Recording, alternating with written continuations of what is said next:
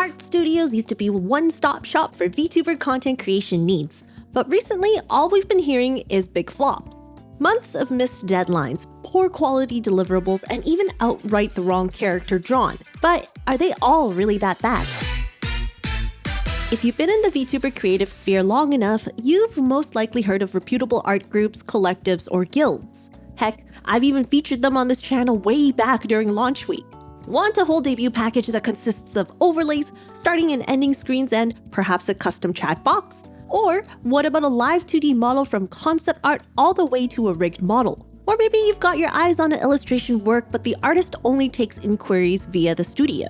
A lot of indie artists and creatives, myself included, look up to these art studios, hoping to join one or have a commission request be accepted one day. But not all studios are the same. In fact, on VGen, an online art marketplace, they differentiate group accounts into either studios or brokers. Do note that if you label your VGen account as either a studio or broker, you cannot change it once it's set. If you end up closing your studio, you'll need to make a completely new account. So choose wisely. A studio is what VGen classifies as a group of artists all working in-house under a brand name. It's a more traditional approach to what we expect from an art guild. You know exactly which artists you'll be ordering from, or if it's a group effort, which artists are involved in each step. You'll often be communicating with the project manager to help coordinate the in-house artists. In addition to the price of the bundle or artists, you may be subject to project management fees in order to compensate for the time and involvement of the manager. In a broker situation, you'll also be working with a project manager, but the artists are now not in-house. It's either artists that are affiliated with the group, all the way to artists who aren't even aware that they're not working with the buyer. Even studios that you might see posting on Twitter may not be fully in-house. An example with this would be my VTuber Model 1.0 studio.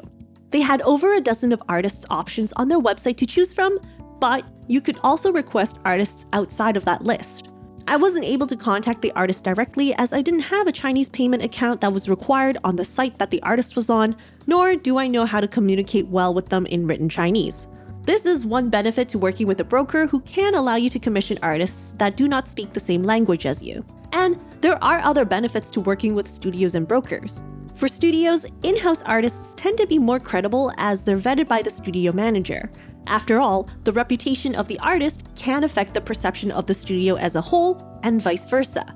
It may not always be the same for brokers, however, there are cases of other benefits such as priority commission lanes if the broker group is credible and have worked with many times with the requested artist. Repeat customers are always welcomed by artists, especially when they have a good experience working with them and therefore have a little bit more steady source of income. You end up saving a lot of time having to chase separate artists for all the assets you need for a big project, so if things go super smoothly, it's going to be less stress for you. And for artists, the benefit of having a project manager is that you'll spend less time doing the administrative work and therefore have more focus towards your craft. Not all brokers or studios are problematic, however, there are some issues with deceptive practices if you're unable to identify whether the creatives that you're working with are out or in-house.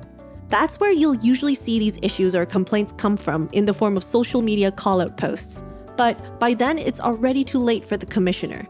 Some buyers are even outright declaring that they will not buy from any VGen users that have the studio or broker tag. This is because of the notorious JRU Hub network of scummy MLM folks that have been plaguing VGen for, I would say, the past few months or so. There's also videos covering this topic from other creators, so feel free to check out some I've linked in the video description. And they also don't just post on VGen, they're all over Fiverr, Etsy, even 3D asset marketplaces. A quick summary of it would be that they pretend to either be a solo artist or a studio, but in reality are brokers that pay horrible rates from unaware Indonesian artists, charge a way higher price to make more profit, and not credit the original artist for their work. The network sells a lot of social media eye banners, but they also host fake art raffles where you'll win something like a sketch, and then they'll ask you to pay more for a colored version. Needless to say, you won't be receiving the sketch either way. Or they'll say something like, you didn't win this time, but I really like your design, and how about I give you a discount for my services? And they'll be really pushy too. Other downsides with working with brokers or studios is that you'll need to make sure the project manager is responsive to your inquiries and that it'll take a longer time for change requests as you won't be working directly with the artist. That, and you'll have to factor in the additional cost for the project manager, the brokerage fees too, But sometimes you'll be paying for the artist directly, so it would depend on the payment structure. The issues I mostly hear about for studios is focusing on the project manager, not as much as the artists themselves. But for brokers, it's a bit of both.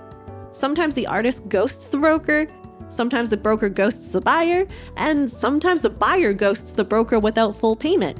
But honestly, I haven't had too much trouble with studios or brokers, like to the point of no deliverables or anything. So it's really disheartening to hear that some buyers are just avoiding all labeled accounts solely because of one bad actor. It's already quite difficult to have buyers come for commissions set up by solo artists, so it can be ideal to join a studio if they are reputable enough. It's a bit similar to how some viewers of VTubers declare all agencies are bad and will only watch indies. But realistically, how easy is it to find a new indie VTuber to watch when agencies with established audiences will hopefully market their talents? Just try to do your best when thinking about hiring an art studio or broker for your next project. Were they around for already? Do they have reviews? Have any of your other friends commissioned them in the past and had good experiences? If you like watching this video, check out this one about VTuber rigging ownership, or this one that's recommended for you.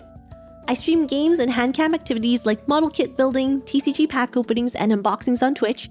And if you want to support the channel, consider joining the membership, check out my wishlist on Throne to support upcoming content ideas, or other ways listed in the description box below.